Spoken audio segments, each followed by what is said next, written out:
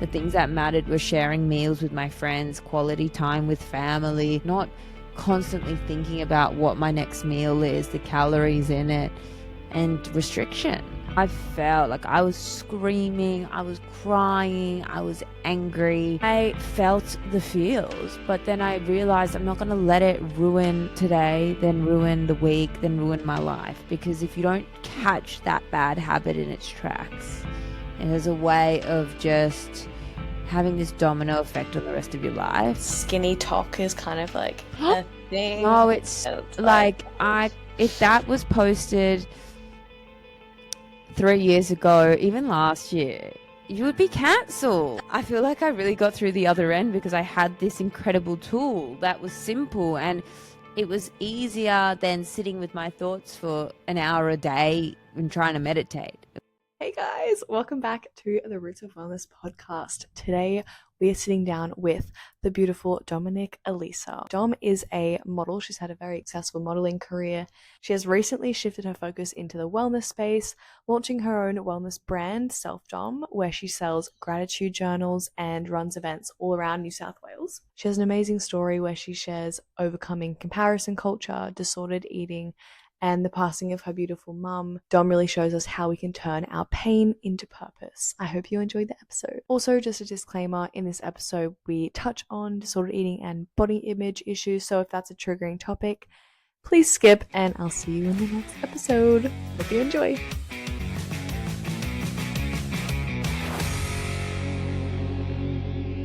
Dom, welcome to the podcast. Thank you for having me. How special that I get to be on your pod after meeting many times at walk club and events. I know, I'm so excited for our chat today. I actually wanted to start by sharing why I wanted to have you on. It goes back to September last year when we met for the first time. You were hosting a gratitude and Pilates workshop, and I remember coming up to you at the end of the day and just literally bursting into tears. I swear all these things I end up crying, like at the last thing, the breath work, I was like, but I just remember feeling this mix of gratitude and inspiration. I remember sitting there watching you stand at the front of the room, talking to a group of women about something that you were so passionate about and something that really lights you up. And I just remember in that moment thinking, wow, this is the kind of impact that I want to have on other people. And so it's honestly such a pleasure to have you on the podcast today. Oh, thank you for sharing that. It's really special. I remember it as well. And it's crazy to think how time goes so fast. I know, that literally feels like a month ago and Yeah, already in the new year. So it's crazy. well, that leads into kind of my first question, which is you've mentioned that your mission is to inspire 1 million women to practice gratitude. What right now in this moment is your why for doing the work that you're doing? Well, I think that is my why. It is to inspire 1 million people because it's had such a big impact on my life. Something so simple. I've been going through a lot in my own life with the passing of my mom and getting married, and it just a constant reminder to me that all the things that people worry about, the comparison, the lack mindset, it's such a waste of time. And if you can just shift your perspective, it can really just change your day, change your week, and ultimately change your life. I think it's important when we talk about gratitude to unpack the misconceptions about gratitude and affirmations being just a form of like toxic positivity. So could you explain a bit about why gratitude and a gratitude practice is not just about suppressing your emotions and pretending like there's nothing going on, you know? Yeah, absolutely. I mean, I'm so guilty of toxic positivity in the past. I think everyone is. And I think when you start delving into the mindfulness world, that's what it looks like. But what came for me when I started practicing gratitude was a real appreciation for the small things, a real appreciation to have another day, to be able to go grocery shopping and to have food, an appreciation to have access to water, and these things that I was always taking for granted. I like the idea of when you want to buy a new car, you see that car everywhere. And the same thing works with gratitude. So the more you practice it, the more things you have to be grateful for, things will just pop up, or you'll have a beautiful conversation and you really take notice of these things. So I think from the outside, it can look like toxic positivity. But when you actually practice it, you see how everything in your day changes and you can shift that mindset to be grateful. I also think that I'm drawn to authentic people who have thanks for their life. And if you want to show up as that sort of radiant person, I think gratitude needs to be a tool in your toolkit. What would you sort of say or give advice to somebody who's maybe in a time where I don't know, maybe they're struggling with their sense of self, and to stand in front of the mirror and say that they love their self, but they feel so far from that? Like, how would you encourage somebody to adopt gratitude or appreciation for their body when they don't? It kind of feels like they're lying to themselves if they go straight to, I love myself, I love my body, you know? So that's where I would start your gratitude practice and your affirmation practice as not about the external appearance of yourself.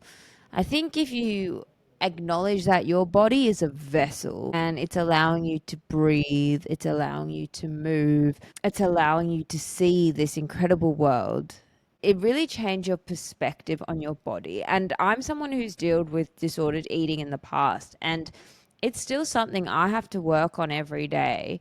But the gratitude practice just really shifted my mindset because when you write things on paper, you have this ability to look at it almost as someone looking at a jar, and you're looking at everything in it. Like you're looking at all your thoughts in a jar. And that's where the practice is incredible because instead of you just ruminating on, I hate my body, why do I look like this, and the circles, you put that on paper because one of the journal prompts that I love and that's in the Self Dom journal is I let go of.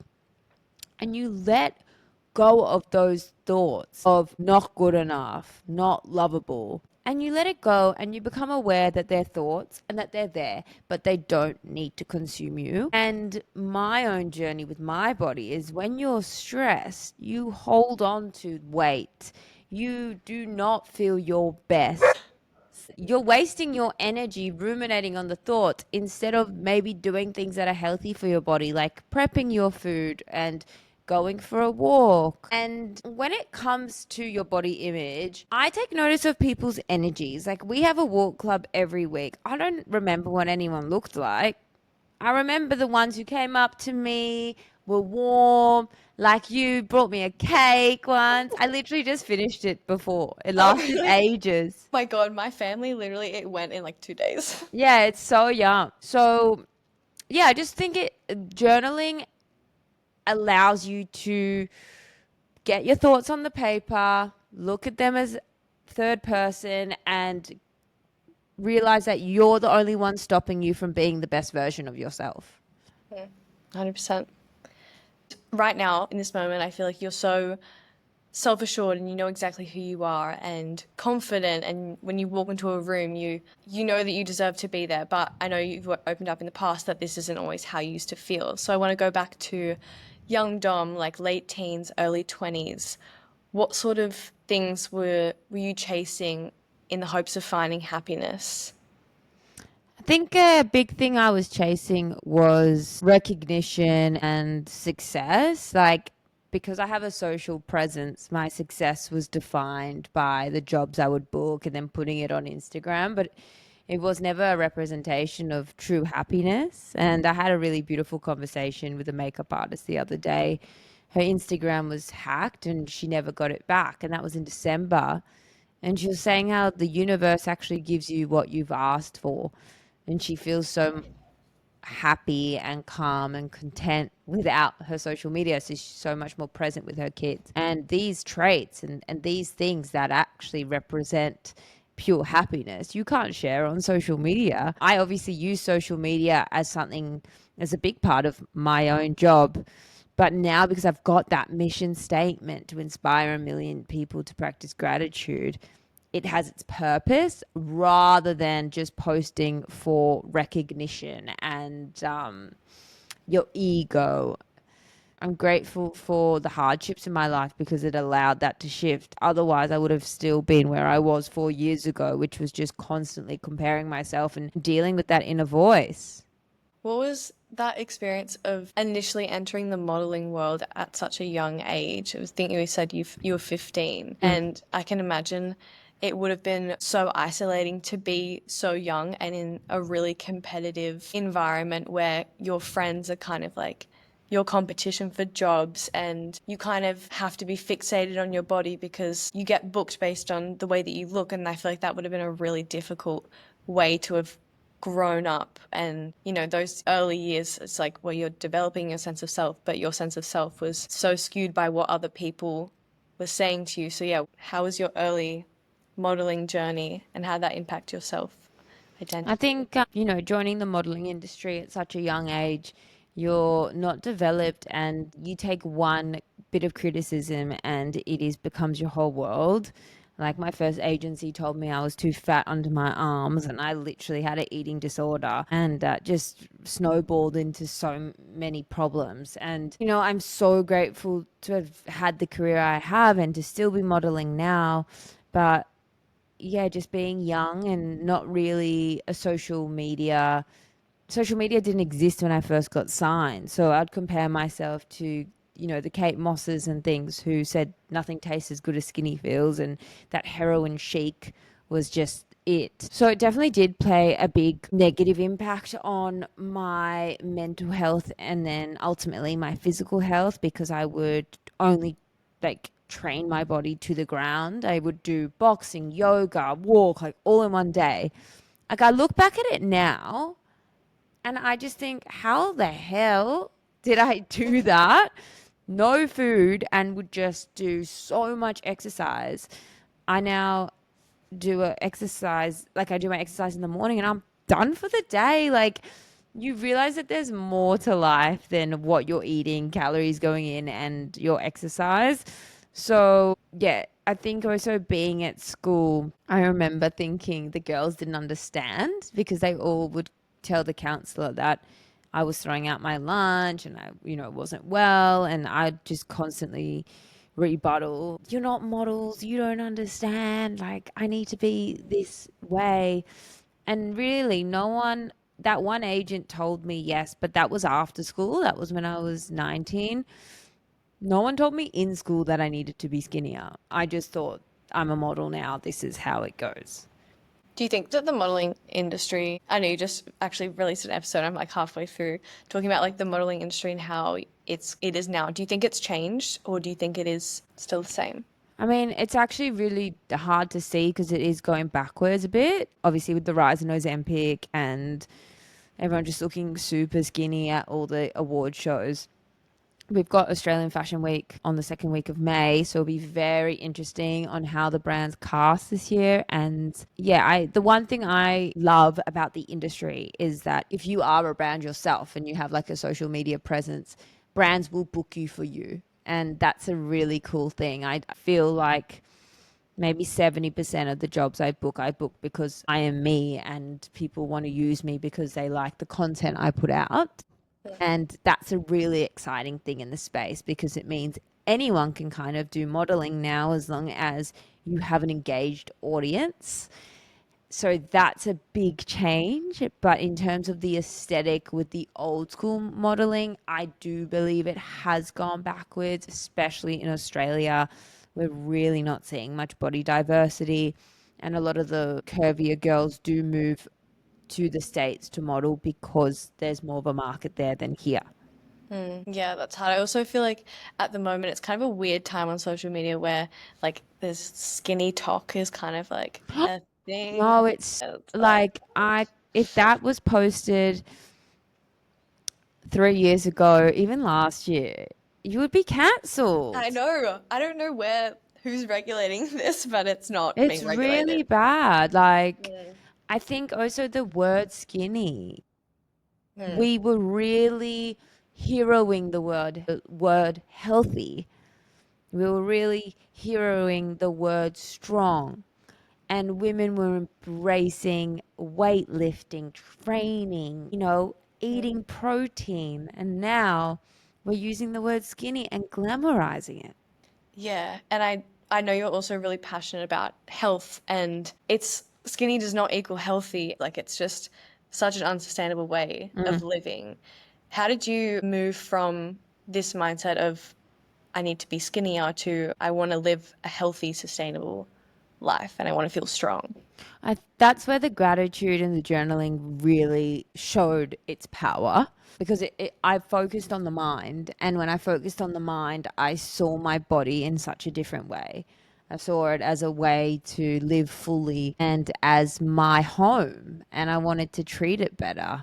And yeah, I used to be obsessed with Quest bars and protein bars and oh my God, they're so bad for you. And I would always be like skinny bloated, like not well. Yeah. And I have to pay the price of that now with my gut issues and everything like that from years and decade of mistreating my body. So that shift really happened when I started practicing mindfulness. I did a Vedic meditation course and I, yeah, journaled every day and just realized what was more important. And the things that mattered were sharing meals with my friends, quality time with family, going out in nature, traveling and feeling alive, not constantly thinking about what my next meal is, the calories in it, and restriction. When was there a key moment where you realized these behaviors, whether it was to do with food or, you said you've had issues with insomnia in the past, like at what point did you realize, okay, maybe there's a problem here and like I actually can't keep living like this? Yeah, so my agency told me they took me off the books, and I remember my world just really crashing because my whole identity was being a model, being skinny, being in the public eye. And yeah, and it also started spreading around that this had happened. And I remember feeling so embarrassed, so ashamed with people talking about me. So yeah, I had to turn my life around. And I found gratitude because my friend recommended it. And I thought, there's no way this is going to work. But I did it. And after a few months, I really changed my life. Didn't drink coffee again. I didn't rely on red wine and sleeping pills to fall asleep. I was able to just slowly but surely start the self discovery journey, which is a lifelong journey. Mm. When you're in it, you think, okay, I'll do this for a year, but then you do it and you're like, okay, you never stop learning about yourself, Yeah. which is such an interesting thing. And that's why, with the journal, it's the repetition of the prompts. It's the repetition that's where you will find the patterns in your life that will help you find purpose. It will help you find maybe the negative patterns as well that really highlight, okay, I've got to work on this. Mm. And yeah, that was really what shifted me and allowed me to break free from the anxiety, the insomnia, and the disordered eating that were really eating me alive. I like that you said like the repetition is so important because there's so many different modalities as like the gratitude meditation, yoga. I feel like people can get overwhelmed with it and they try one thing every once in a while and they go, oh, nothing's really working for me, but it really is that consistency and commitment to just committing to at least one practice and doing it. It's actually really interesting because we launched the journals in June, and I've already gone through two because they only last 6 months because meant to do it morning and night. And I met up with one of the girls from Walk Clubs. I love her. We went and got a kombucha. I was like, we feel like we're at the pub. We're Oh, opening our kombucha I like at the Health Health Emporium. Emporium. Yeah. Yeah, I was like, we're not at the bar. We're literally sitting here. But yeah, I was talking to her about her journal and she's like, yeah, because she doesn't use it every day, she's only a little bit through. And I can see, like, if people were using it every day, they would have bought another one by now. But I think majority of people only use it when times are tough. Mhm. But I look at it as like your armor. You need to prep yourself ready for war. So when war happens, you're Yes. ready to go. You're Yeah. feeling like you can handle it. And that's, I think, what I just went through with mum passing away and the wedding. And that was a testament to the power of gratitude. Like, I feel like I really got through the other end because I had this incredible tool that was simple and it was easier than sitting with my thoughts for an hour a day and trying to meditate. It was a few minutes a day, but wow, it was really powerful. If you're comfortable sharing, what was that day like for you? You know, had this plan to have your wedding. Like you said that your wedding plans changed so many different times. What was that? What was going through your head when you had to keep changing the plans and it was just getting further and further away from what you had envisioned? I just was a mess. But I never missed the gratitude practice. I still did it even when life fell shit. But back to that toxic positivity thing you were talking about at the start. I always encourage people to feel, and I felt like I was screaming, I was crying, I was angry. I felt the feels, but then I realized I'm not going to let it ruin today, then ruin the week, then ruin my life. Because if you don't catch that bad habit in its tracks, it has a way of just having this domino effect on the rest of your life. And I see it with people I know where times are tough, so maybe they go down the alcohol route. And then that's something that soothes them. You need to find something that can soothe you, that's a healthy modality, something that will allow you to get through this hard thing and come out stronger. And I think the one thing that really has helped me with this whole journey is when you dive into manifesting, manifesting can be seen as woo woo, but what they say is that when it gets really hard, life gets really, really hard, that's when what you're manifesting is about to happen.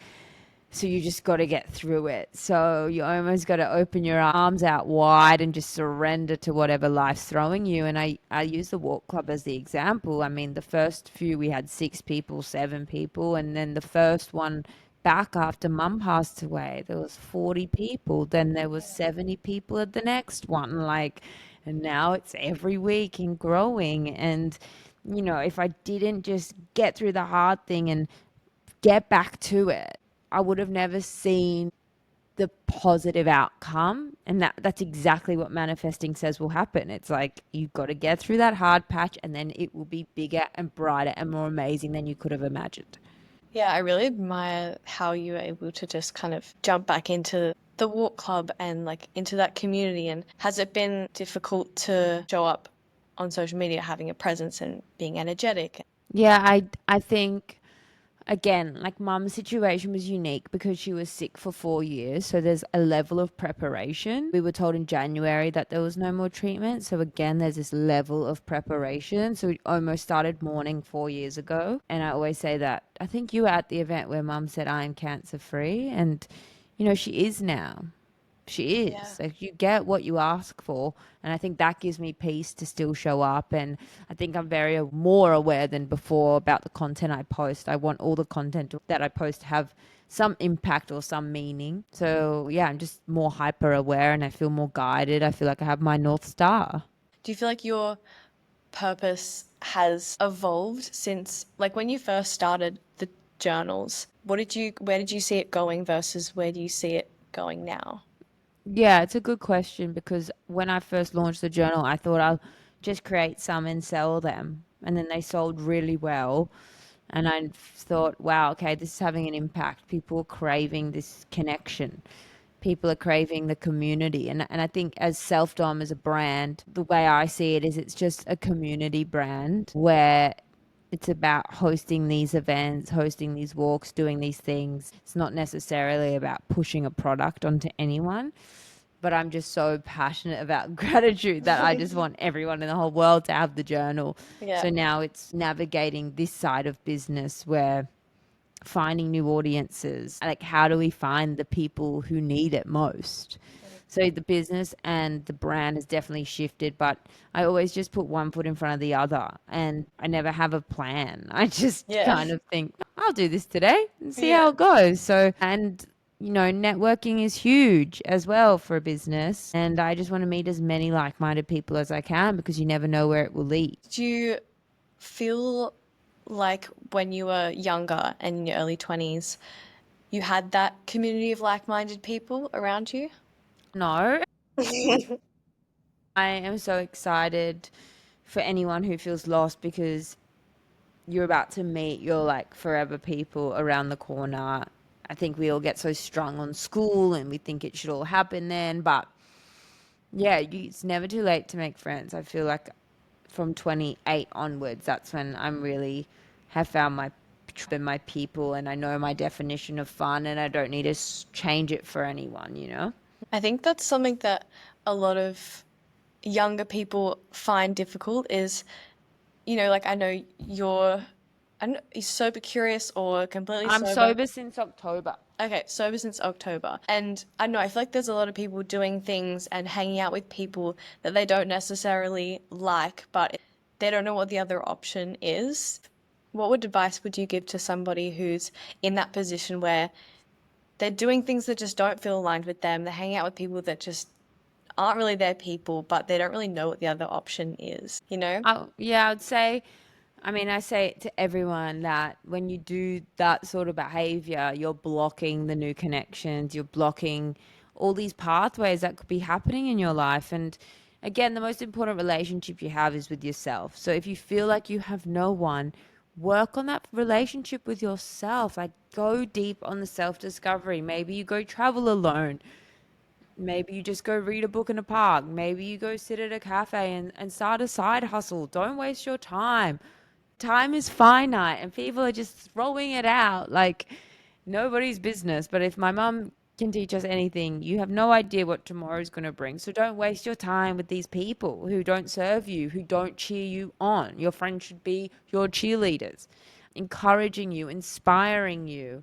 And I'm not here to say that every time you hang out with your friends, you should feel inspired and there. Sometimes you do just have average hangouts. It's normal as well. But 70% of the time, you should be feeling uplifted. I like the idea of you've got friends who are your treadmill friends or your couch friends, and some people, after you hang out with them, you want to just jump on the treadmill and run because you're feeling so excited. And some people, you need to take a few hours to kind of recoup because they suck the energy out of you. So do a little audit of the people in your life and let go of the ones who are couch friends because no one should be sucking your energy. I feel like we say, yes, friends can suck our energy. And then also this like fixation and stuff we were talking about before on like the food, the exercise, the body image, like you said, time is so finite and we waste so much time focusing on, oh my gosh, what do I look like? Am I doing this perfectly? What is some of the nutrition and exercise tips that you've learned now that you wish you could tell your younger self? Don't be scared to lift weights. Like you're not going to get bulky, you're going to get strong. Eat breakfast because how many young people, especially women, skip breakfast? Your hormones need it. Otherwise, you go into a fight or flight state. You lose your period, you get hormonal acne. Don't be afraid. I would say to my younger self, you don't need to do 2 workouts a day. And I would say move in a way that feels good. If you want to just, like before, I was in the kitchen dancing around with my dogs. Like that makes me feel good. You don't need to always be smashing yourself at the gym. And know your cycle. No one ever taught us about our cycle. You've got 4 phases, understand them, work with them. I'm in my luteal phase right now, so I'm being like more gentle on myself. And yeah, it's just embrace all that is your feminine energy. How was your journey coming off the pill? I know you had to do a lot of work to get your period back. Like, how long did that take? A lot of people are on the pill or have had to go on the pill. And for some people, there might not be another option. But for people who are like, I'm on the pill, but I don't really know why, and I kind of want to get off it, but I'm scared about all of the things that are going to happen when I come off it. What was your experience of coming off it and then kind of getting to where you are now? Yeah, so I went off the pill a year ago actually now, and I got my period after 3 months, and then it was not regular until my last cycle. So it's taken a full year to now be regular. And I'm still working with my naturopath. There's still so much work to do. It's unfortunate how much it depletes your bodies from these nutrients and masks any symptoms. So yeah, I'm still on a very strict supplement regime. I'm taking so many supplements. It is also very expensive. So I understand that it's a luxury to be able to look after my health in this way. One of the main things is increasing my meat intake and more specifically steak because it's so nutrient dense. So yeah, I think going off the pill has been a really interesting journey because when I look at my life and purpose and relationships and everything else, they go going off the pill and those things improving has been tenfold. I feel more in tune with my feminine energy. I feel a lot more connected to my husband. I feel like when I was on the pill, there was almost this barrier to connection. I felt like I just had that fog. I wasn't shining. I wasn't radiant. And yeah, I don't think it was, sorry, the best thing I could have done going off it. I was on it for far too long. But again, if anyone on this show is thinking of getting off the pill, I would speak to a healthcare professional. Don't go off it cold turkey. Your body, if you can, prep it, it will make a huge difference. What sort of nutritional changes did you make? So you said you started eating more steak. Did you have like how did you overcome the breakouts and the acne when you came off? Oh, well, it was terrible, especially being a model. It was really difficult. Um, so that took at a 7 month mark since going off the pill, that's when I started breaking out. And I told my girlfriend, and she literally messaged me last week, I'm at the 7 month mark and I'm breaking out. And I was like, what is it about the 7 month mark? You get this amazing glow when you first go off the pill. You feel amazing, and then it just goes down. And yeah, you've just got to really prep your body. And when it comes to skin, one of the things was my B's and my zinc were really low, as well as my magnesium. So I've had to really work on getting those levels up, and it takes 3 months for that to even happen. But then recently, as I was talking about the stress in my life, my markers have all gone down again because of the stress.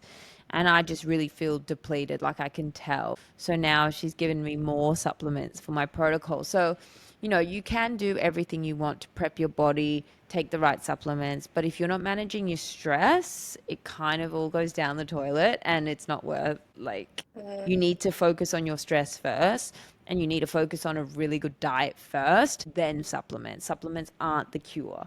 What's your current morning night routine to your best?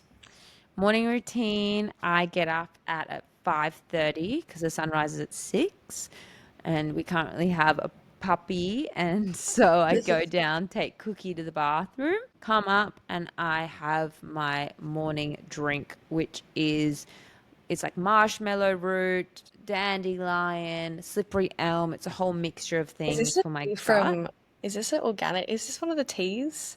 Like in like It's a not a blue box? tea, it's a Okay. powder, Mm. but I actually really like the taste of it.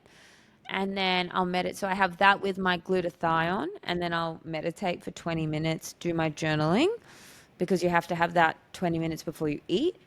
And then I'll have my breakfast, which is usually Brazil nuts, hemp seeds. I use a seed cycling mix from the seed cycle, coconut yogurt, berries. I'm loving blackberries at the moment. And I'll have a matcha with my breakfast because you can't have matcha on empty. And then I'll have my electrolytes, and I fill a big bottle and I go for my walk with Crumble, our big dog. He's a year and a half. And then if I do a workout, I'll do it after that.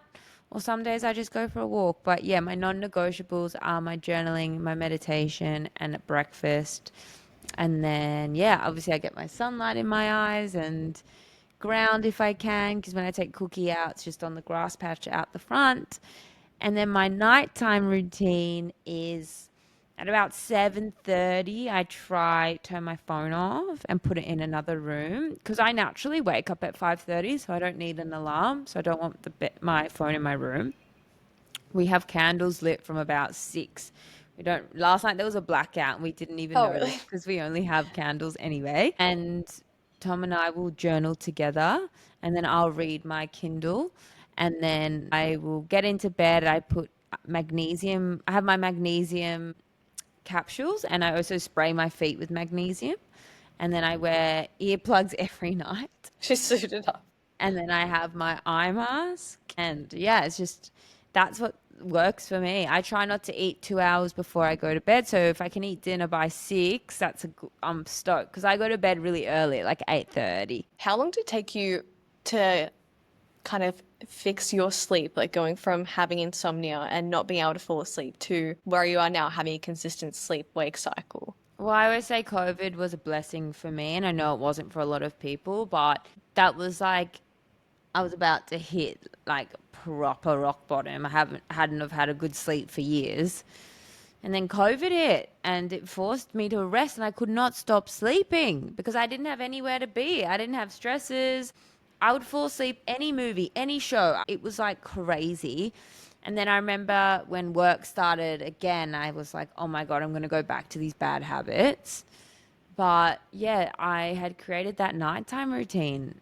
It was the reading, no social media, and the lighting is everything. Like I'm like, if Tom puts a light on, I'm like covering my eyes. I'm freaking out because Yeah, it no, just literally.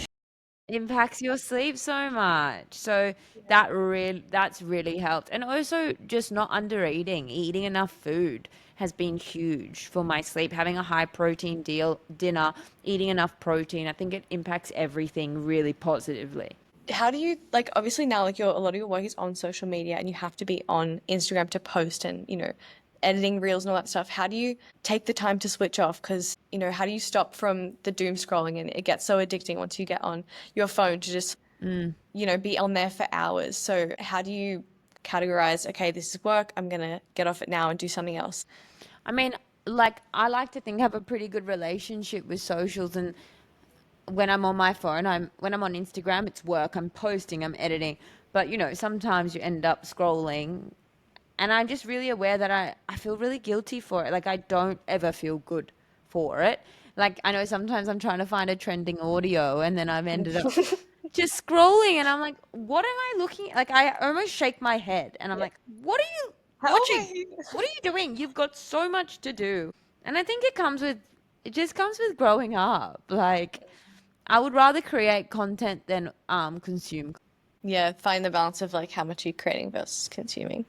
Mm. I had some questions from some listeners. So Q&A, just a few. Someone asked, how long did it take you to feel normal again after going off the pill? I'm still dealing with it. Still I'm so recovering. sorry that that's the truth, but I'm actually having my naturopath on the podcast on Friday to talk about it because yeah, I was feeling really good at the end of the year and then obviously mum got sick and all the stress has impacted my markers so much. Having my period is amazing, having that back, but I still know that I've got work to do. Yeah, it's hard. You've done all that work now. You're like, surely I'm done. Surely I'm through the trenches. But yeah. No, it's like I was on the pill for 14 years. My body is like, that's a long time. That's 14 years of not ovulating, Yeah, wow. you know? Another question was being dairy free, how do you manage cravings for food that have dairy in them, as well as celebrations and not wanting to be the annoying guest who's picky? Oh, I'm the annoying guest and I own it. Like, I have zero shame. It's so not worth it for me. I haven't had dairy or gluten for nearly a decade, so I think everyone's used to it. I don't think I would even like the taste of dairy desserts now. I am obsessed with Loco Love, Pico. Like, there's so many good dairy-free options. Coconut yogurt. I recently got a coconut kefir. It's so good. The options now are so endless, and as long as you're prepared, I think you can have a really fun diet. That's, you're not missing out. Yeah, I feel like it's just thinking like what can you add versus what can you take away. Yeah, yeah. I'm not sure if it's the same with dairy. I know at least for sugar, we're learning about it in nutrition, like how your gut microbes, like they have a personality and they have a preference. And like the more foods that you feed them, they grow and develop a preference for that type of food. So if you're used to eating dairy for such a long time, it's going to be obviously hard at the start if you're realizing you have an intolerance because you'll have Yeah, gut bugs that like, prefer that kind of food. absolutely. Yeah. And last question is, hey Dom, can you elevator pitch me your walk club? Walk club. Yeah. I love that. Well, if you want to come meet like-minded women and you want to see the sunrise and do a little bit of gratitude and breath work to start your Thursday, there's no better place to be than 6:30 a.m. at the Bondi Pavilion for a walk club. And $5 matcha coffees. Yeah, and actually I'm working with some people, so 1st of May, Stacks is sponsoring, so we're going to get free matches. Oh my God. 1st of May. Okay, well, hopefully I'll be able to drive by then and that'll be Oh fun. yeah, you poor thing. Well, I'll end things off here, but thank you so much for today, Dom. Thanks, Georgia. Also, I wanted to offer your listeners 20% off a gratitude journals. What code would work for you? Let's do down to earth. Down to earth at checkout for 20% off. Go to selfdom.au. Beautiful. Thank you so much. Well, guys, grab your gratitude journal. I have one and it was really helpful for me. You can do a gratitude practice in a journal, but on those days where you don't really know how to structure it, I can just open it up and the prompts are all there and it's really useful. So thank you so much for everyone for listening and I'll talk to you in the next episode. Bye.